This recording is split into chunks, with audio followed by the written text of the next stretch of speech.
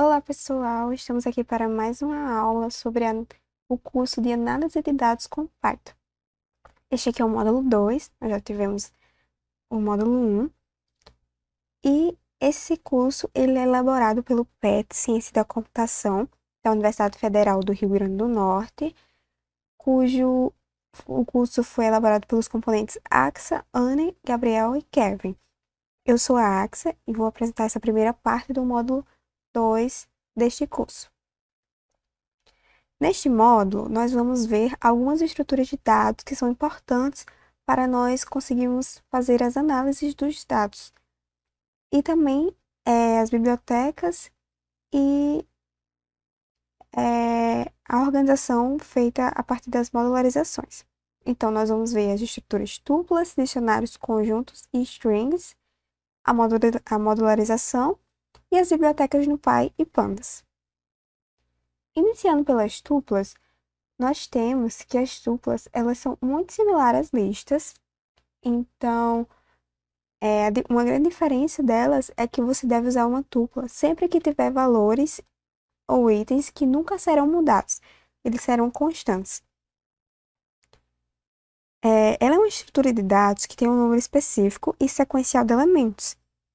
Então, por exemplo, uma questão que nós podemos trabalhar na tupla é usar para armazenar o identificador, como o nome da pessoa no primeiro elemento, um ano no segundo elemento e a renda da pessoa no terceiro elemento. Então, nós vamos ter várias tuplas com essa característica. Então, já é um exemplo interessante para se aplicar. E aí, no Python, nós temos que ela é um agrupamento de valores separado por vírgulas e instanciado entre parênteses. E os valores armazenados podem ser de tipos mutáveis, porém, os itens são constantes. Os valores podem ser de tipos mutáveis, mas os itens são constantes. Aqui nós temos alguns exemplos, utilizando as tuplas. Nesse lado direito, nós temos a instância de uma lixa, né? A, com elementos 1 e 2. E aí a gente está acessando o elemento 1 a partir do índice 0. Ou, perdão, aqui a gente está atribuindo, né, ao índice 0 o elemento 3, né? Então, fizemos onde tinha o elemento 1, que estava localizado no índice 0 da lista A. Nós estamos trocando pelo 3. E aqui nós vimos que realmente foi feita a mudança. E agora, aqui embaixo, nós já estamos criando uma tupla que contém a lista A e ainda contém o número 3 e o número 4. E a gente pode ver que ela realmente foi criada. O primeiro item dessa tupla é a lista, o segundo é o número 3 e o terceiro é o número 4. Aqui nós estamos fazendo uma mudança no índice 1 da lista A, trocando o 2 pelo 4, né? O índice 1 representa o número 2, é onde está o número 2, trocando ele por 4. Então, nós temos que a mudança ela foi feita na lista A. Note que ela foi feita na lista A e não na tupla B.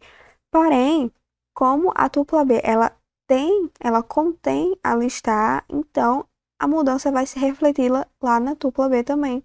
E aí, ao printarmos, né, ao imprimir essa tupla B, nós vemos que ela foi alterada também. Ao invés de ser 3, 2, 3, 4, nós temos 3, 4, 3, 4, que é a lista, representada por a lista A, e os números 3, 4 que estão dentro da tupla. Aqui, ao nosso lado esquerdo, nós temos uns exemplos de erros que ocorrem. Por exemplo, na lista, nós vimos aqui que realmente é possível fazer essa atribuição, trocando o elemento a partir do índice dele, mas na tupla nós não conseguimos fazer isso, a tupla não suporta essa alteração. É muito pelo fato do que nós já falamos anteriormente, que os itens são constantes, então não dá para fazer essa atribuição direta. Aqui nós temos um exemplo correto, que é iniciar uma nova tupla, criar uma nova tupla por nome U e acrescentar o índice V o índice não, a tupla V, e mais a adição que nós temos. Então, aqui é a criação de uma nova tupla a partir de outra tupla com mais uma tupla fixa, né?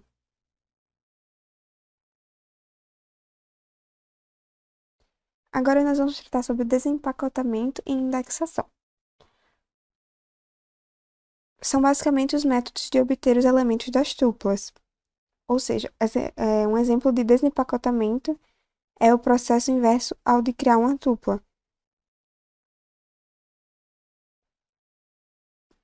Por exemplo, aqui o C está recebendo 1, 3 e 5 e o E, F, G está recebendo um C. E aí você tá, tipo, desacoplando a tupla, tá, tipo, destrinchando ela, colocando cada elemento em um específico. Então, quando a gente vai imprimir o E, ele recebeu, na verdade, o primeiro elemento da tupla, né? Consequentemente, o F o segundo e o G o terceiro. Já um exemplo de indexação, que é praticamente semelhante a uma lista mesmo,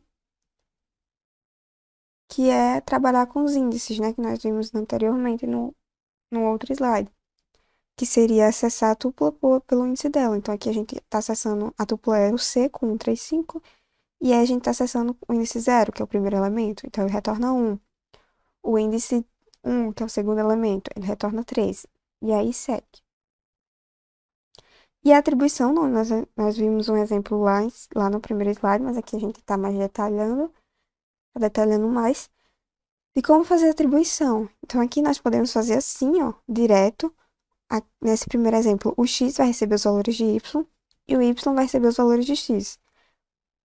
E assim, torna mais útil para não gerar mais linhas de código, como normalmente a gente faz em outras linguagens, que seria utilizando uma variável auxiliar, né, para fazer essa troca.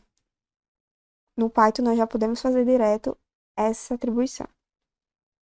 E algumas operações sobre tuplas que a gente pode fazer, que é a adição, comparação, pegar uma parte, né, o comprimento, deletar e verificar se um elemento está contido ou não naquela tupla.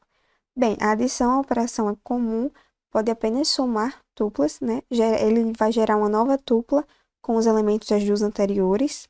Comparação, compara-se com o primeiro elemento diferente, então ele vai comparando e chega no primeiro elemento diferente. Pegar uma parte, né? Retornar uma tupla que vai do elemento da posição x até y-1. Não permite índice negativo. Então, a gente pode, por exemplo, uma tupla que tem tamanho 3, a gente vai querer só as duas primeiras partes dela. Então, a gente faz C de 0 a 2.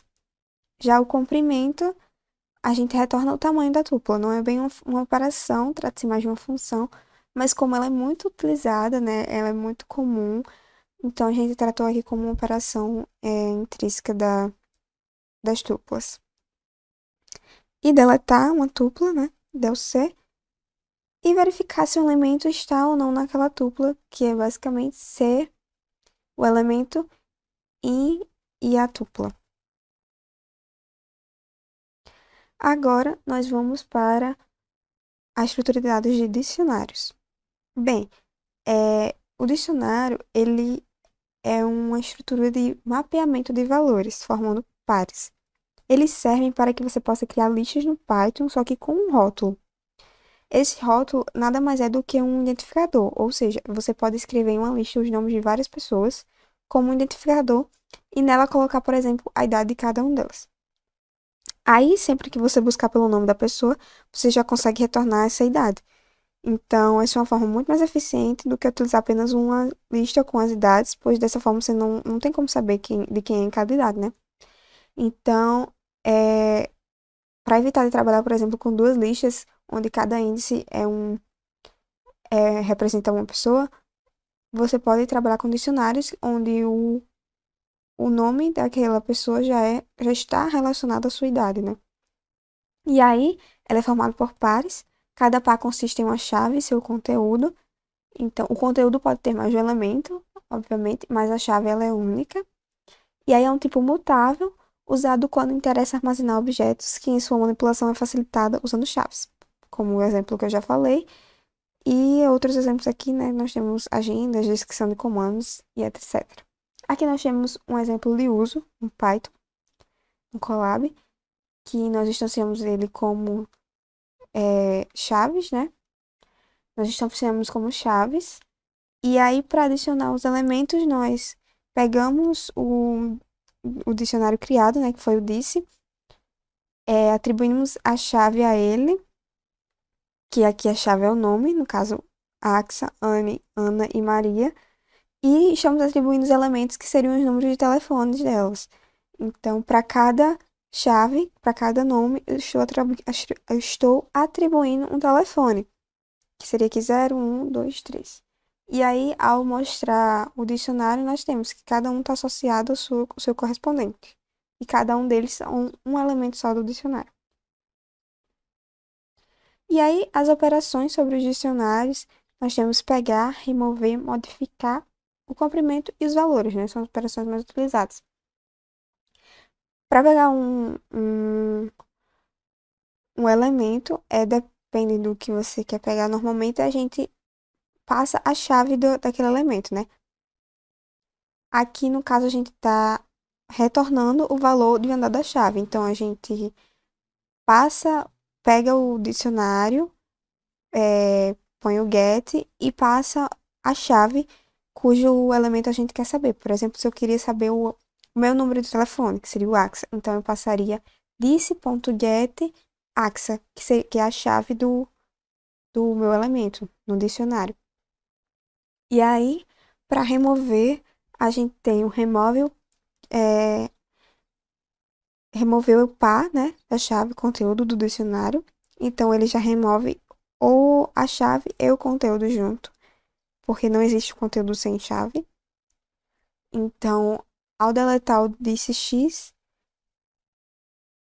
ele já remove todo aquele elemento. Para modificar um conteúdo, então, modifica o valor do conteúdo de uma determinada chave. Então, é basicamente passar a chave e o conteúdo atrelado a ele, né? Como a gente fez no slide anterior.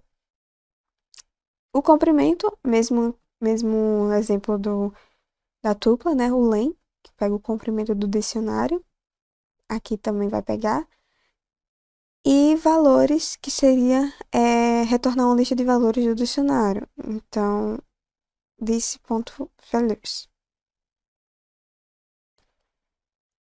Aí mais algumas operações que nós temos. Nós temos a operação de chaves, que é retornar uma lista de chaves do dicionário. É muito semelhante aos valores, mas aqui a gente está retornando as chaves. Aqui tem também retornar uma lista de tuplos com chave e valor. E aí vai retornar todos os itens do dicionário, né? Todos os elementos. Temos o testa-chave, que seria retornar true se essa chave existe no dicionário ou false, caso contrário, né? Verificar sua chave, basicamente verificar se uma chave pertence ou não àquele dicionário. Cópia de conteúdo, que é basicamente copiar um conteúdo de um objeto para o outro. Então, a gente tem um dicionário X e eu quero copiar essas informações do dicionário para outro dicionário. Então, a gente gera uma cópia, né? Cria o dicionário 2 e passa o disse.copy. Para limpar o dicionário, seria basicamente esvaziar ele, né? Então, ponto clear. E para retirar a chave e o conteúdo, ou seja, deletar e retornar o que foi deletado. Então, a gente aqui usa o pop e passa a chave. E para usar o for no dicionário, né, como interação no dicionário, no Python, a gente usa ele similar a um string ou lista. Os dicionários também podem ser percorridos usando esse laço, né, que é para cada elemento no dicionário, ele vai entrando e percorrendo. Então, no caso aqui, a gente pediu para ele printar cada elemento, né? Então, para cada CH, que seria um elemento do dicionário, ele vai printar aquele elemento. E aí, a variável cx, que é o elemento que eu falei do dicionário, ele não vai retornar o elemento em si, mas sim a chave daquele elemento. Então, o conteúdo você não vai ver nesse print, por exemplo, mas você, claro, consegue acessar sabendo a chave, né? Agora nós entramos em conjuntos. O conjunto ele representa um conteúdo, um conjunto de valores não ordenados e sem repetição, né? É um set, como chamado aqui em Python, ele é uma coleção de itens que são únicos e são distintos. Por isso que não há essa repetição e não tem a ordem, porque é literalmente uma coleção, então não tem uma ordem específica. O Python, ele provê formas eficientes e convenientes para criar e manipular os sets. Basicamente, a característica número um, que é importante, é que a gente saiba e tenha a noção que jamais podemos confiar na ordenação desse conjunto, porque a ordem em que os elementos são mantidos no conjunto varia de implementação para implementação no interpretador do Python. Então, não é à toa que os conjuntos não suportam indexação nem fatiamento. Então, a gente tem como exemplo itens cosméticos de um personagem em um jogo, operações dentro de uma sala, incluir ou retirar um aluno, por exemplo, a gente tem um conjunto de alunos, conjunto de itens de um personagem. Então, são tudo ali conjuntos, coleções que não têm ordem, não têm índices, são apenas elementos dentro de um conjunto. E aí também não se repetem, são únicos. Aqui nós temos um exemplo, né? Criamos um conjunto material, que a gente está adicionando lápis, papel, borracha e caneta. Na verdade, aqui a gente criou uma lista, perdão. Criamos uma lista que estamos adicionando esses elementos e a partir dessa lista a gente está criando um conjunto desse elemento, um set. Então, aí nesse conjunto, a gente não vai ver mais repetição. Então, eu não consigo mais adicionar a esse conjunto material outro elemento. E aí aqui a gente printou o conjunto material. E aqui, para zerar, a gente fez um conjunto vazio, né? E também printou ele. As operações que nós temos sobre os conjuntos. Bem, nós temos as operações de adicionar, de complemento, pertence, não pertence, remover o último e remover um elemento qualquer desse conjunto. Para adicionar um elemento, basicamente é o conjunto.add e o elemento que você quer adicionar. Para verificar o complemento do conjunto, mesma função, operação que a gente usa nas demais estruturas de dados, que seria o len. Para verificar o pertencimento do elemento é o in também, o não pertencimento, not in. E para remover o último elemento, a gente usa pop. E para remover um elemento que a gente quer especificar, a gente coloca remove e o elemento.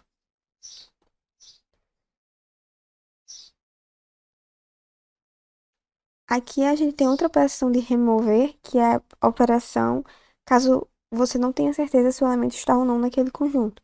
Então, você usa o discard, porque caso o elemento exista, ele vai ser removido. Caso não, então ele não vai retornar nenhum erro. Aqui é a outra operação, é a operação de subconjunto. Então, testa se todos os elementos de um conjunto estão no outro conjunto, né? Testa se um conjunto é subconjunto de outro. E aí, a operação é is subset. E a cópia de valor, que copia o conteúdo de S de um conjunto para outro conjunto, né? União, diferença e interseção. Nós temos o ponto únion, que gera um novo conjunto com os elementos dos ambos os conjuntos passados. A diferença, que gera um novo conjunto com elementos que estão em S, mas não estão em T, né? E a interseção, que gera um conjunto com apenas os elementos que estão presentes nos dois conjuntos passados. Agora entrando em strings. Bem, strings ela é um tipo usado para representar palavras barra textos, né? Ela é acessado por valores e ela tem um acesso de valores por indexação. Muito similar às listas, as strings são praticamente listas de caracteres. Então, o índice da primeira letra inicial é zero, assim como todos os índices que nós trabalhamos anteriormente. Sobre índice negativo, o último símbolo de um string tem índice -1, o penúltimo -2, e assim sucessivamente. Quando a gente vai fatiar listras, porque a gente pode fatiar listras, né, separá-las, selecionamos os símbolos do índice x até o y-1, assim como a gente fez em dicionários também. A conversão para string pode ser feita usando o str-arg, ou seja, se a gente quer passar um elemento que não necessariamente é um string, por exemplo, eu quero trabalhar com números, só que sem o tipo int. Eu quero, na verdade, que os números estejam como caracteres. Então, a gente faz essa alteração com esse str. E aí, um exemplo aqui, né? Nós trabalhamos com aspas para retratar as strings.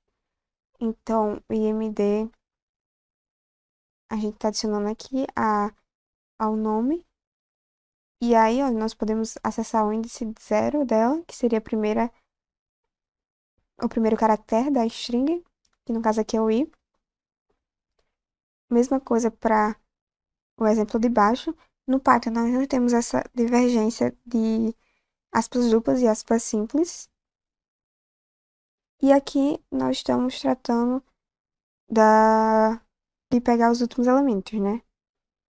Fazer a partição fazer o fatiamento. Isso, fazer o fatiamento da string instituição. As strings, elas são imutáveis. É importante ressaltar que não é possível mudar o valor de uma parte da string sem a utilização de métodos. Então, caso você queira mudar uma parte da string, por exemplo, aqui eu quis trocar o exemplo no índice 0, que seria o R, por P. Ele não deixou. Ele não suporta isso. Então, só é possível alterar utilizando métodos específicos. Não é possível alterar só com atribuição. Então, nesse caso, ao invés disso, é recomendável criar novos strings a partir de anteriores. Então, se você quer modificar aquela string, é só você pegar a string que já existia e fazer uma nova string a partir daquela com a modificação que você gostaria de realizar. As operações sobre strings, nós temos concatenação, que é basicamente gerar uma nova string com os dois elementos das strings anteriores unidos. A repetição, que seria gerar uma nova string, que é a repetição do argumento n vezes seguidos. Então, se eu quero gerar, por exemplo, nome, nome, nome, eu faço nome vezes 3. Comparações, né? Que seria comparar lexicograficamente as strings. Então, a ordem lexicográfica é a que utilizamos, por exemplo, para classificar palavras em dicionário. Então, essa comparação de strings, ela se dá no baseado no nosso dicionário. Então, por exemplo, o A é maior que B porque ele vem na frente do B. Substituição por inteiro. Aí aqui é substituir um valor inteiro dentro de uma string. Então, aqui a gente utiliza muito para printar algo, né? Por exemplo, minha idade é. Aí a gente passa o argumento fora. E para substituição desse argumento de inteiros, que vai ser passado no código, a gente coloca o porcentagem D. Mesma coisa para floats e para uma outra string. Para floats a gente usa o porcentagem F e para uma outra string a gente usa o porcentagem S. Aqui temos um exemplo disso. Ó, nós temos A, total de itens, porcentagem D. B é igual ao custo, porcentagem F. E aqui a gente está atribuindo que a porcentagem 10. Então, ele vai substituir onde tem um porcentagem D por 10. Porque eu estou pegando a string A e dizendo para ela que onde tem a porcentagem, na verdade é 10. Mesma coisa acontece aqui para o float. E a mesma coisa para para a string.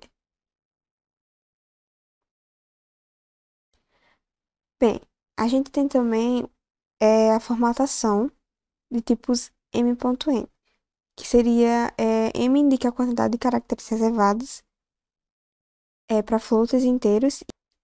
Para floats, indica o número de casas decimais e para inteiros indica o tamanho mínimo do número, preenchido com zeros à esquerda. E aí, ambos podem ser omitidos. Por exemplo, eu boto 7 na frente do F, que representaria o float, né? E aí ele vai me mostrar 7 casas decimais. E assim sucessivamente. Para o segundo exemplo, nós temos aqui, ó, 3 casas decimais. E para o terceiro exemplo, a gente está usando o decimal. Então, na verdade, o que vai acontecer é aparecer zeros à frente. A manipulação e caracteres especiais. Então, é, atualizando strings, criando novos strings a partir de outras já existentes, a gente tem essa manipulação dos caracteres da string. Como a gente viu anteriormente para fazer as partições e as criações de novos strings, nós temos aqui, ó. Ele utiliza a string nome para gerar uma nova string que é, que é gerada a partir de uma parte da string de nome. E aí, caracteres não impressos que funcionam de maneiras especiais é o barra N, o barra T e o barra V. O barra N, ele acrescenta uma nova linha. Então, quando você vai pôr em algum lugar, por exemplo, um arquivo ou imprimir, ao invés de aparecer ciência barra N ciência, na verdade vai aparecer ciência e abaixo vai aparecer ciência. O barra N ele some e na verdade o que ele está representando é uma nova linha. O barra T é um tab, funciona da mesma forma que o barra N, ele some e na verdade está representando um tab. E o barra V, ele acrescenta um tab vertical. E aí alguns métodos, né, que nós temos para strings é o capitalize, que retorna uma cópia da string com o primeiro char em maiúsculo. O ponto title, que retorna uma cópia da string com todas as palavras iniciadas com a letra maiúscula. O ponto center, que retorna a string centrada na largura passada por argumento. Então aqui é basicamente verificação do tamanho e pegar ali o centro, né, baseado no argumento que se passou. O ponto count, que retorna o número de ocorrências de um substring dentro da string. Então aqui eu verifico, por exemplo, se eu passo a string inglês, ou no caso aqui ciência, eu quero saber quantas vezes que a substring N aparece em ciências. Então eu boto ponto count em e aí ele vai me retornar, nesse caso aqui, uma vez, né? O ponto expand tabs, que troca a barra T por um número de espaços dado por argumento. No caso aqui o padrão é 8. E o ponto find, que ele retorna o menor índice, onde a substring ocorre na string. O ponto index, que é uma função igual a find, porém emite erro quando não encontra a substring. O ponto is_all_num, que verifica se todos os caracteres de string são alfanuméricos. O ponto isLower, que retorna verdadeiro caso todos os caracteres sejam lowercase e deve haver pelo menos um caractere alfabético. O ponto split, que separa um string em várias substrings conforme um parâmetro delimitado e retorna em forma de lista. E aí temos o in, né, que verifica se está ou não na string o elemento, e o len, que retorna o comprimento da string. E aí nós temos os laços de repetição para as strings. Nas strings nós temos o while e o for, que pode ser utilizado. E aí é basicamente para percorrer os caracteres da string, né? Então aqui nós temos o exemplo do while e está imprimindo um caractere por linha da palavra universidade. Então nós temos a string exemplo, que recebe universidade. E aí temos uma variável i, que inicia de zero. E temos o laço de repetição while, que vai incrementar i. Enquanto i for menor que o tamanho da string exemplo, nós vamos imprimir a palavra, né? Letra recebe exemplo i, e a gente imprime a letra. E aí acrescenta mais um no índice i, e assim vai percorrendo toda aquela string.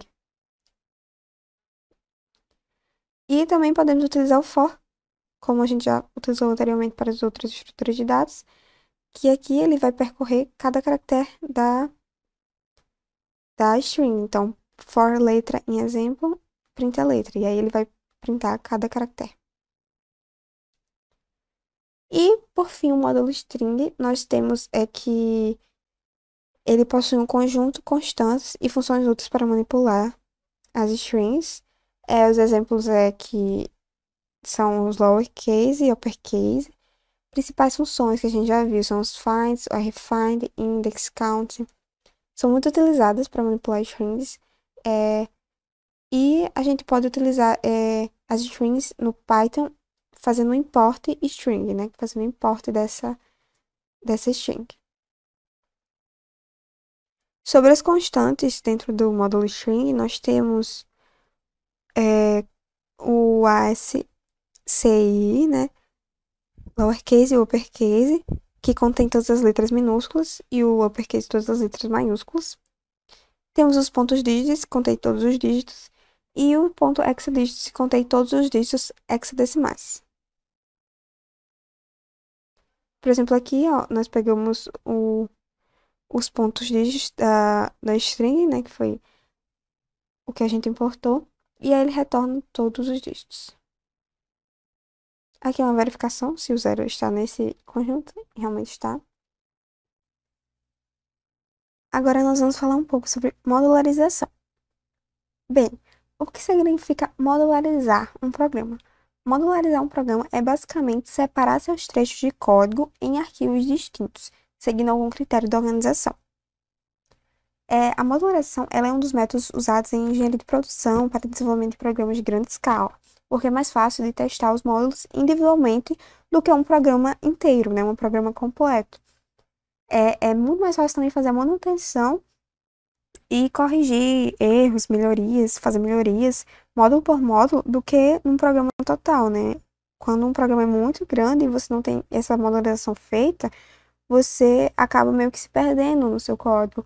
Ou então você pode alterar algo que vai mexer em outro canto. Então, quando você modulariza isso, se torna muito mais simples essa manutenção. É basicamente o conceito de dividir o seu código em blocos que se comunicam entre si e cada parte tem uma responsabilidade específica. Então, as vantagens associadas à modularização de programas são melhor organização, reutilização e facilitação da manutenção de código. Aqui nós temos alguns exemplos de modularização com funções. Nesse primeiro exemplo, nós temos as funções, né, que seriam criar 3 funções, uma para pass, outra para imprimir e outra para pass também. No caso aqui é só um exemplo, né, que a gente pode dividir nosso código em funções para melhor visualização e melhor compreensão do código. E também nós podemos fazer módulos, que seria importar essas funções. Nós podemos fazer só as funções dentro do código e utilizá-las dentro do próprio código, como também podemos criar um módulo.py com essas funções e utilizar esse módulo chamando essas funções em outro código, né? Que é o que ocorre nesse lado direito. Que nós importamos o módulo, que foi criado com essas 3 funções, e aí a gente está usando as funções de módulo. E aí a gente tem 3 tipos de forma para usar, que seria importando só o módulo, e aí a gente tem que, para usar a função, a gente precisa chamar o módulo, chamar a função, e aí passar para o Python poder associar de onde está sendo usada a função, qual de onde ela está vindo, né? Para onde ele vai ter que direcionar a interpretação para poder pegar a função correta. A segunda forma é importar o módulo normal como tá importada no primeiro exemplo, mas nessa segunda importação a gente pode transformar o nome para ser mais simples de utilizar durante todo o código. Por exemplo, ao invés de você ter que ficar escrevendo módulo o tempo todo, você pode importar o módulo como MD. Então, ao invés de você escrever módulo.func1, você pode escrever módulo.func1. Você pode escrever módulo.func1 e ao invés de escrever isso, você escreve md.func1. Então, você já reduziu o tamanho da escrita, né? Sem perder muito tempo ali reescrevendo todo o import. E você pode também só importar aquela função específica. Então, ao invés de você importar todo o módulo que tem as três funções, por exemplo, mas eu não vou usar a função 0, não vou usar a função 898, eu só quero mesmo aquela função 1. Então, ao invés de você importar todo o módulo, ao invés de ele carregar todo o módulo, você vai lá e diz, eu quero do módulo a função 1. Então, from módulo, import função 1, func1. E aí, o Python vai entender que você quer só aquela função, então ele vai trazer só aquela função, e aí você já pode usar diretamente essa função, sem necessariamente colocar o módulo antes. E aí, da modularização, a gente tem a ideia de bibliotecas, né? Por quê? Essa modularização ela é útil justamente para a criação e utilização de bibliotecas. A criação e utilização de bibliotecas, né? Uma biblioteca, ela consiste basicamente em uma coleção de funções. Nós vimos lá em string que a gente importava string, né? Então, ela era tipo uma bibliotecazinha que nós importávamos e podíamos usar algumas coisas específicas. Então, essas bibliotecas, elas são utilizadas justamente para simplificar o processo de implementação, pois é uma forma de reutilizar o código, né, já criado anteriormente, mas que também serve para o problema atual. Por exemplo, na questão lá da string, a gente usa string em muitos códigos, muitos programas. Então, é interessante ter criado essa biblioteca que tem as funções que a gente usa basicamente em praticamente todos os programas nós vamos criar, do que repetir todas aquelas funções de novo, todo o código daquelas funções de novo no nosso código atual. Então, são métodos bem importantes, a modularização, a questão da organização por modularização, né? E que facilitam bastante na programação. E aqui nós vamos utilizar justamente esse conceito de bibliotecas com as bibliotecas Pandas e Matplotlib para fazer a análise dos nossos dados. E aí, para poder utilizar uma biblioteca, a gente já viu, né? Basta usar o comando import. E aí, nesse caso aqui, para as bibliotecas que nós vamos utilizar, nós podemos colocar import pandas as PD, que seria importar a biblioteca pandas como PD, que no caso, ao invés de a gente usar pandas, ponto, a função que a gente quer, a gente usa só PD, ponto, a função que a gente quer, né? Mais simples e direto de programar. E também a biblioteca matplotlib, aqui a gente vai usar como PLT. Olá, eu me chamo Gabriel Martins Espínola, faço parte do grupo PET Ciência da Computação da UFRN, da Universidade Federal do Rio Grande do Norte, e hoje vou dar continuidade ao módulo 2 do curso Análise de Dados com Python. E agora iremos falar um pouco sobre a biblioteca NumPy. Essa biblioteca que não é o foco do nosso módulo, porém nós temos que introduzi-la porque serão utilizadas algumas funções e o próprio biblioteca do Pandas foi construída em cima do NumPy. Então é de muito bom avaliar a introdução, pelo menos a introdução nessa biblioteca NumPy. Então vamos dar continuidade.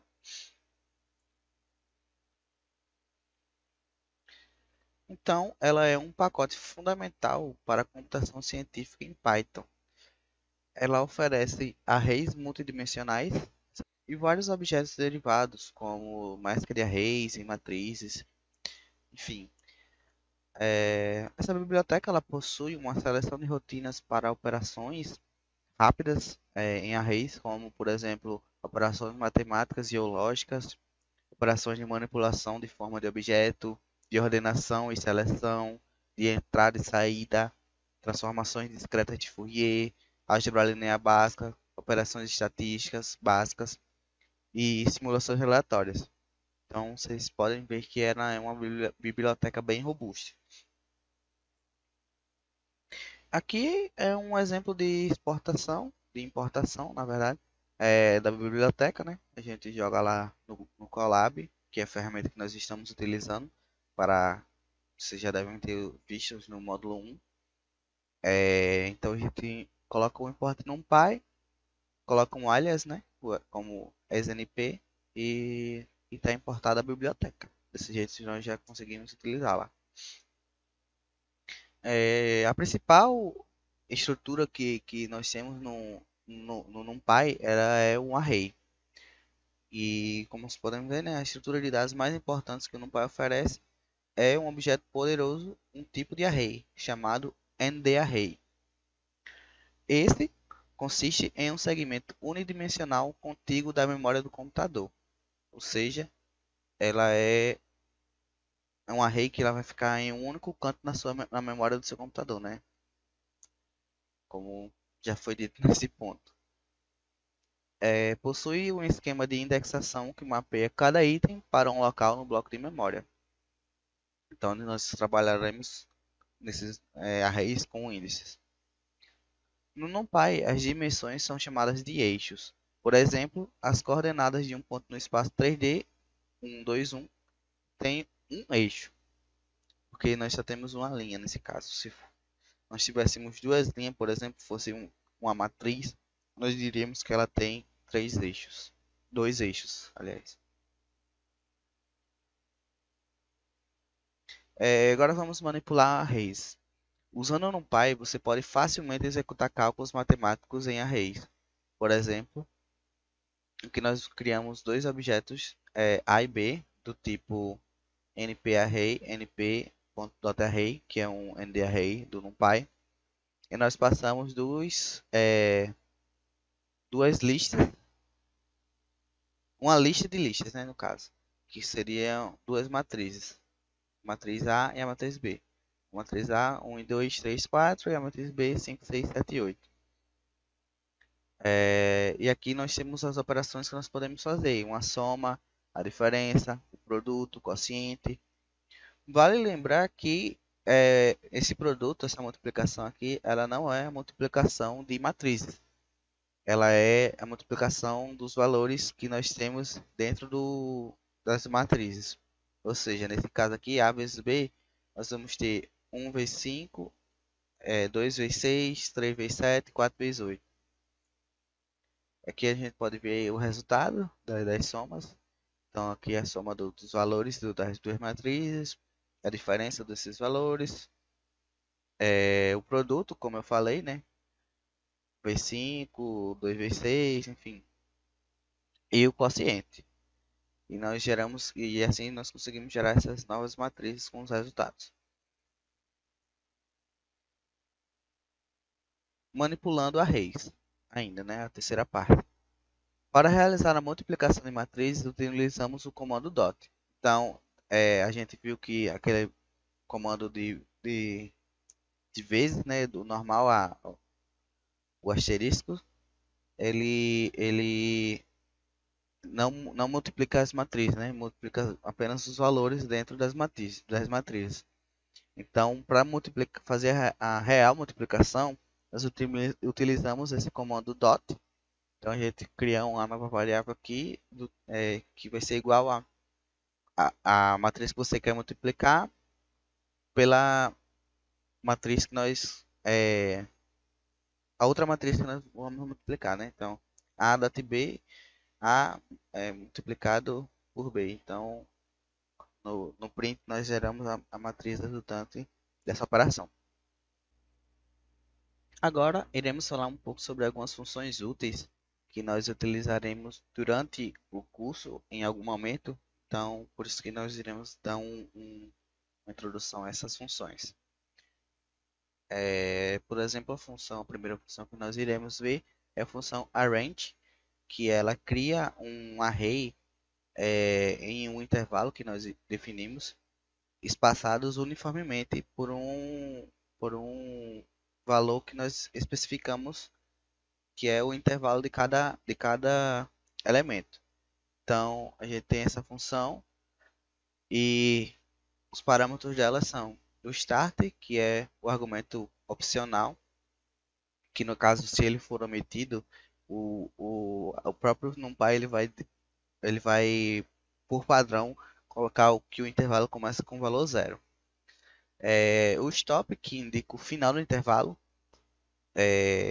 por exemplo, se você omitir o start e colocar o stop como 5, o intervalo vai de 0 a 4. Por que de 0 a 4? Porque pelo padrão da linguagem, o valor stop ele não faz parte do arranjo. Então, caso você queira que esse arranjo tenha o valor 5 também, nesse exemplo, você utilizaria outra função que seria a NumPy linspace. Temos também o parâmetro step, que ele indica o intervalo entre cada elemento. Essa função ela pode ser omitida, ela é opcional. E caso ela seja omitida, o NumPy ele vai, por padrão, colocar que o intervalo entre cada elemento é 1. Então o step vai ser de 1 em 1. TheType, que indica o tipo numérico dos elementos do array resultante. Se isso for omitido, o NumPy ele vai tentar achar a forma mais simples possível de colocar o tipo numérico desses elementos.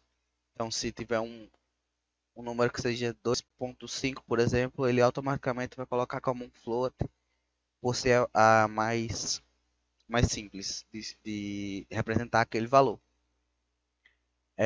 E o parâmetro like ele é um objeto de referência para permitir a criação de arrays que não são arrays NumPy. Ou seja, você coloca um objeto que é um array que não é um array do NumPy, para ele pegar a referência desse objeto e quando ele gerar esse arranjo, ele gerar não na forma do array do NumPy, não como um ND-array, mas como aquela forma daquele array que você passou como referência. E essa função ela tem o retorno, um ND-array, né, um arranjo, com um array de valores espaçados uniformemente. E é isso. Vamos para a próxima função. A próxima função útil que eu vou apresentar é a função lexsort, que nós temos os parâmetros keys e access. E keys são os arrays que a gente vai colocar, que serão as chaves do nosso sorte. O ASCII ou uma tupla contendo a sequência da forma K de N. E o parâmetro access, que é um inteiro opcional. Se você não colocar esse valor, ele o padrão dele vai ser que o access vai ser a última coluna. Então, o retorno dessa função é um retorno de índices de inteiros, que são os índices que classificam as keys ao longo do eixo especificado. Por exemplo, como é uma função que é um pouco difícil de entender, coloquei aqui esse exemplo. Nós temos surnames e first names, e a gente quer classificar os nomes com os sobrenomes, né? No caso. Então, com a função lexsort, nós criamos uma variável indi, que são os índices dessa classificação. Nós passamos as keys, que é first names, que é esse array, e surnames, que é o segundo. Então, desse jeito, ele criou aqui uma variável, um array NumPy com o valor 120. E se a gente fizer um for nesse array de inteiros e printar, nós vemos a classificação. Então aqui se a gente iterar esse array que nós criamos e printar o nome e o sobrenome da pessoa, nós teremos cada pessoa com seu respectivo nome.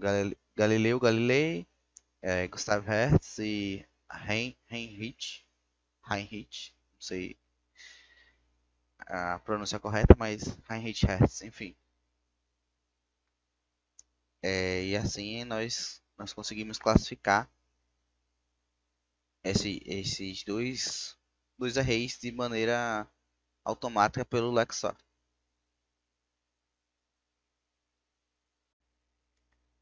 E por fim, veremos a última função do NumPy nessa apresentação, que é a função transpose, que ela nos retorna a função reversa ou transposta, né? A função transposta ou permutada é, de uma matriz que você passa por ela.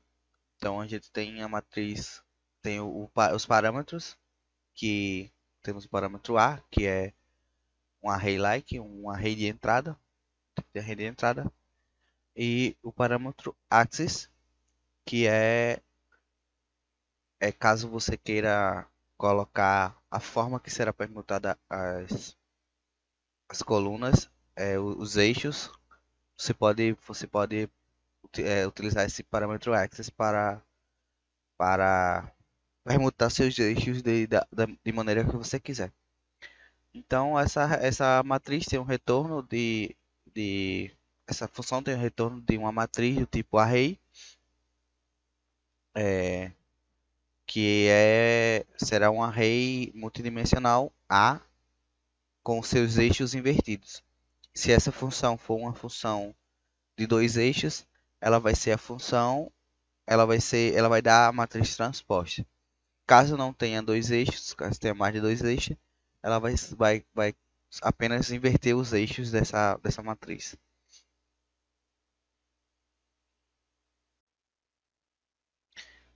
Dando seguimento à apresentação, vamos falar um pouco agora sobre a Biblioteca Pandas, que essa sim é o foco principal da nossa apresentação, do nosso módulo, e é o que de fato utilizaremos para construir nossos notebooks,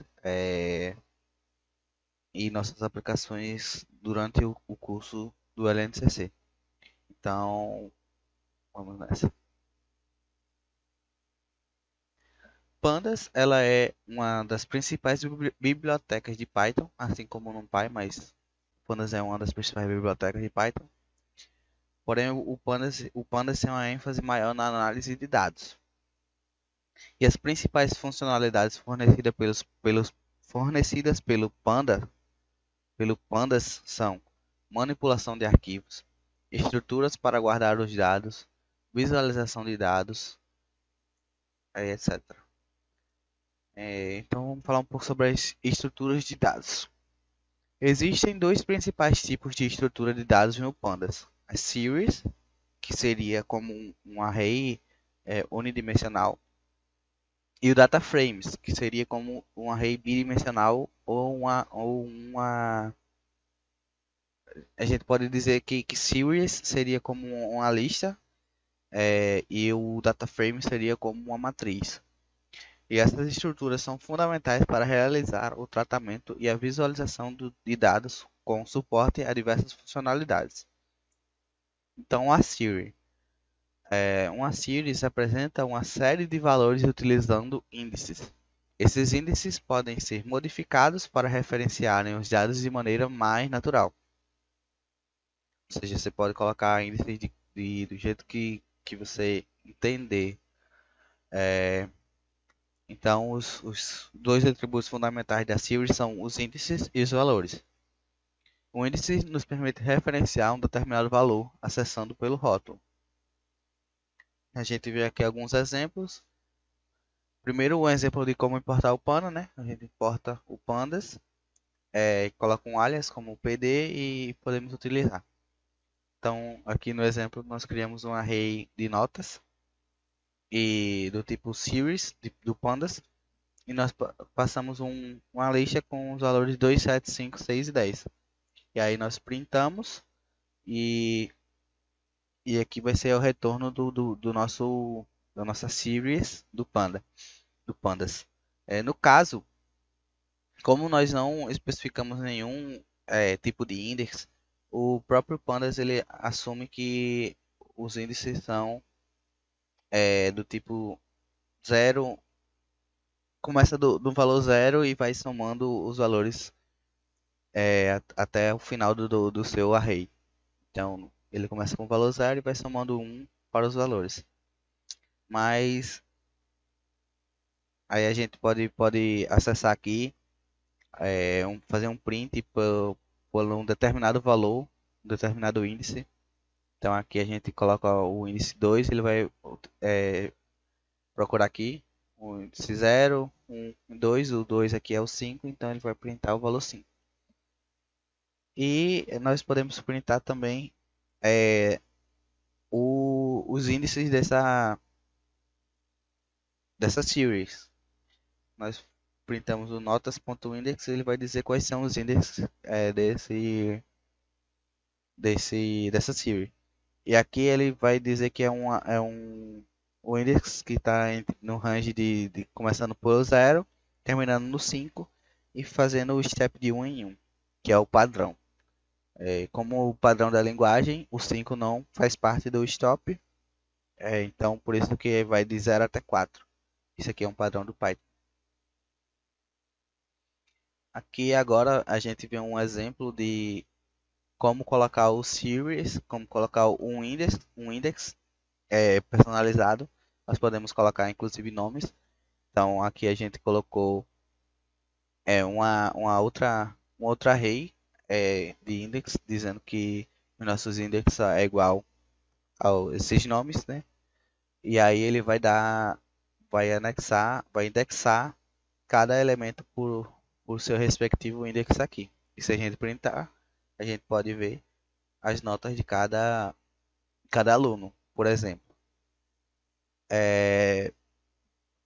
E aqui a gente pode printar também o conjunto de index, ele vai dizer quais são os index, conjunto, e vai dizer o tipo do index, que nesse caso aqui é o do tipo object. E aí, do mesmo jeito como a gente printou anteriormente, nós podemos printar um elemento utilizando seu index. Que no caso aqui, eu printei a nota do aluno Gabriel e ele printou o resultado, que é o valor 7, como vemos aqui.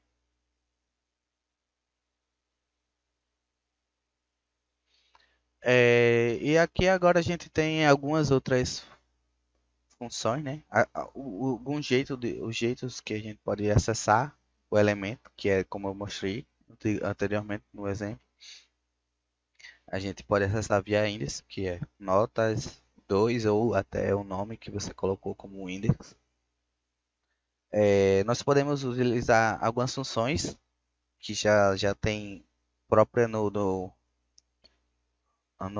na ferramenta do Pandas, né? No tipo do Pandas, e nós podemos calcular a média. Nós utilizamos o comando notas.min. Podemos calcular o desvio padrão com a função std e podemos ter uma descrição estatística sobre os dados com a função .describe. Mais informações vocês podem encontrar sobre essa parte do series aqui na página oficial do Pandas, né? No site oficial deles. E lá na documentação tem falando um pouco mais sobre esse tipo aqui do series. Agora falar sobre um data frame, como falei anteriormente, é uma estrutura bidimensional, como uma planilha ou uma matriz, por exemplo. E aqui a gente vê mais uma tabela que nós criamos, né? Visualização dos tipos de dados das colunas, a gente coloca o df.types. Aqui é como a gente visualiza, né? Aí como a gente tem acesso à lista de colunas, é df.columns. Forneceu o desvio padrão dos dados, a gente coloca o data frame, seleciona uma coluna e aí a gente pode fazer a função std. Descreve os dados de maneira estatística, né? Os dados estatísticos daquele data frame com a mesma função do series, que é .describe. Ordenar dados por determinada coluna. Então a gente pode ordenar utilizando a função sortValues e informamos aqui qual a coluna que nós utilizaremos. Então você tem esses tipos de manipulação que nós podemos fazer no data frame. E mais informações também tem mais na documentação oficial do Pandas. Agora vamos iterar sobre um data frame. Aqui nós criamos um data frame do tipo Pandas e nós passamos um objeto do tipo aluno, que possui essa informação, aluno, tem os nomes dos alunos, aí tem faltas, o objeto faltas, que é uma array de inteiros, provas, que é também outra array de inteiros, seminário, que é a nota final, né, do seminário. E aí a gente pode printar esse data frame que foi criado aqui através desse objeto que nós passamos. E aí ele vai printar na forma de uma planilha, de uma matriz, já bem formatada através das suas colunas e indexadas com o número da linha, né? E enfim, é isso. E aí como é que a gente pode iterar sobre esse data frame? A gente pode criar um for do index e da linha em Steam iterrows. E aí a gente faz alguma coisa com a linha que a gente quer, né?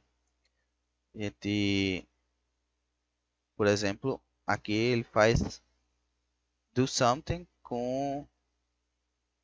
ele cria algum código e manipula aqui a row com a coluna que ele escolhe. E no caso aqui ele colocou a coluna 1.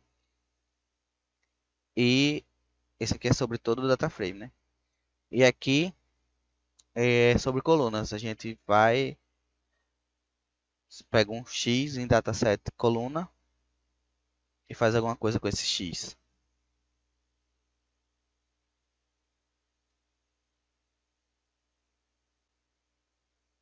Leitura de dados.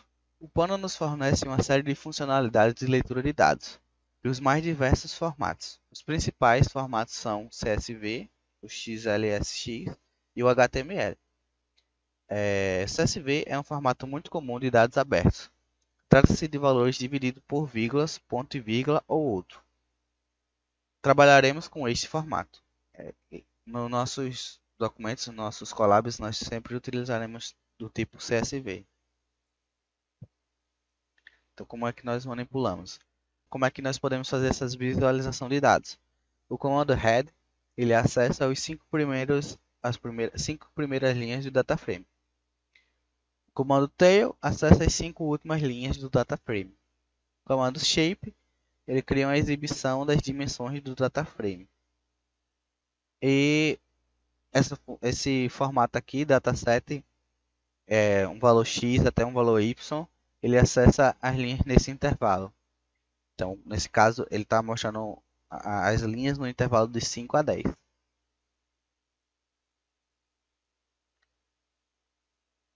O método head. Aqui a gente mostra, né, como funciona o head, passando um CSV que tem um CSV com informações sobre a Steam, sobre os jogos, etc. E aí a gente coloca o head e ele vai printar no console as 5 primeiras linhas desse data frame. E a gente pode ver aqui o resultado. Mais jeitos de visualizar os dados aqui. A gente pode acessar uma coluna indicada com o comando dataset e aí passar o nome da coluna. acesso a mais de uma coluna, que a gente pode utilizar um array aqui dentro com o nome das colunas. A gente pode também observar elementos sem repetição, utilizando o comando unique. Então, se a nossa coluna não tiver repetição de dados, a gente pode simplesmente apresentar só um de cada elemento, sem que eles se repitam com esse comando unique. E contabilizar também quantos elementos ocorrem de cada vez que ele aparece, né? Então, se a gente coloca o value counts, tiver três elementos iguais dentro dessa coluna, ele vai fazer uma contagem, vai ter lá o elemento tal tem x, parece x, tem x ocorrências nessa coluna. Agora vamos apresentar um pouco sobre o nosso notebook que a gente vai utilizar aqui para demonstrar os conceitos aprendidos do Pandas e do NumPy aqui para o nosso módulo 2. Bom, para terminar a nossa apresentação, vamos agora mostrar o exemplo é, feito no Colab, no Google Colab. E nesse Colab iremos trabalhar com um arquivo CSV que contém os dados de animes, aqueles desenhos japoneses. Nosso objetivo é analisarmos os dados e criarmos um ranking top 10 animes de romance mais bem avaliados. Para isso, utilizaremos os assuntos e bibliotecas aprendidos em aula. No caso, utilizaremos a biblioteca Pandas e utilizaremos uma biblioteca que é a Matplotlib, que nós vamos aprender um pouco mais sobre ela no módulo 3, que é o módulo síncrono do nosso curso. Então, é importante que vocês vejam, compareçam às aulas síncronas para poder entender melhor sobre essa forma de plotagem dos dados em gráficos para a gente conseguir analisá-los. Então a gente vai primeiro ler os arquivos CSV. Aqui na variável dados animes, nós vamos ler o arquivo CSV como um data frame do Pandas. E para isso a gente tem que exportar o arquivo aqui no Google Colab. Para isso a gente pode vir aqui e selecionar o arquivo que nós queremos.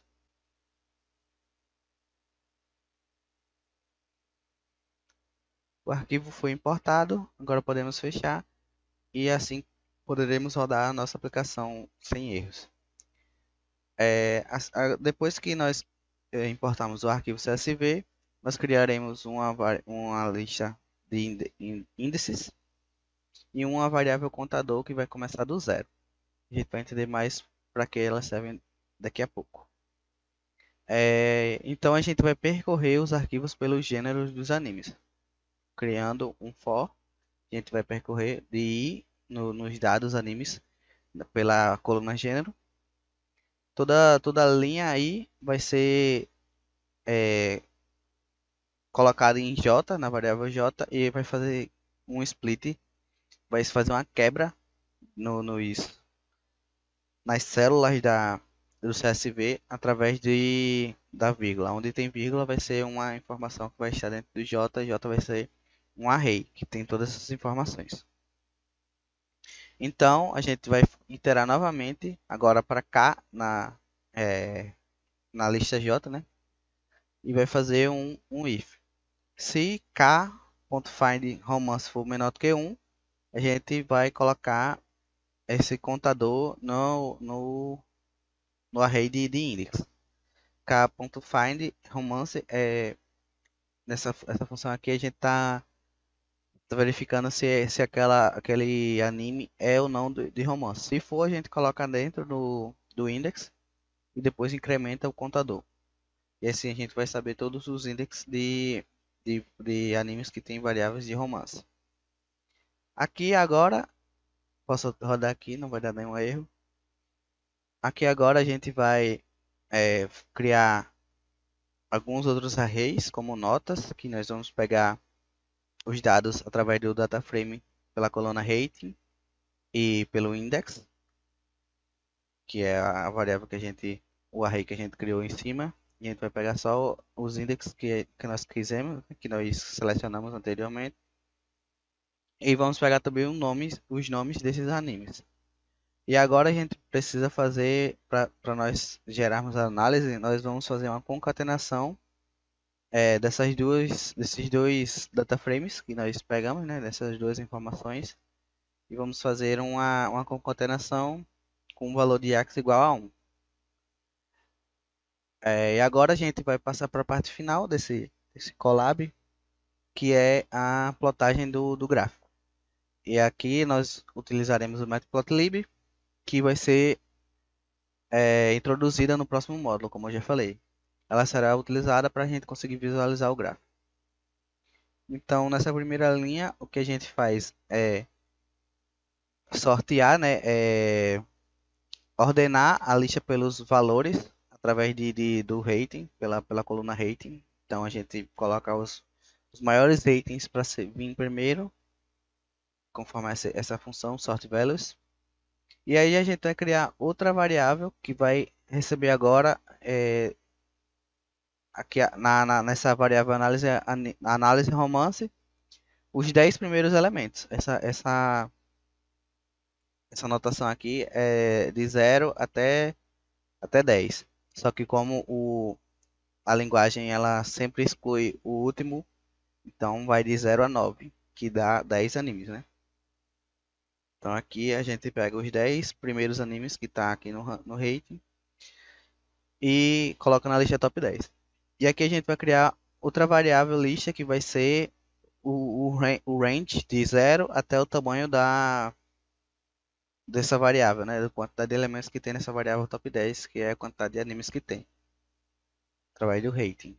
E isso aqui vai dar justamente os valores de 0 a 10. E aqui agora esses comandos são os comandos que nós iremos plotar o gráfico. Plot para H, lista, aí vamos passar a lista e o top 10, né? A variável top 10, o nosso array. E a gente pode dizer que o alinhamento dela é no centro, para a gente plotar essa informação aqui no centro. Vamos definir o eixo Y com os nomes dos animes e a lista. E aqui a gente vai colocar o nome da label do eixo X como notas, como a gente vê aqui. E por fim, o título do plot, que vai ser Top 10 animes de romance. E aí com o plot show a gente consegue imprimir esse plot. Então aqui a gente vai ver que nós temos os 10 primeiros animes, começando de baixo para cima, né? Conforme a nota vai aumentando. Então, o melhor anime seria esse e o pior anime seria esse. E a gente fica por aqui, esse módulo. Espero que vocês tenham gostado. Acompanhe as aulas síncronas que virão agora, módulo 3. Se inscreva no canal do PET e se inscreva no canal da LNCC. E é isso. Muito obrigado.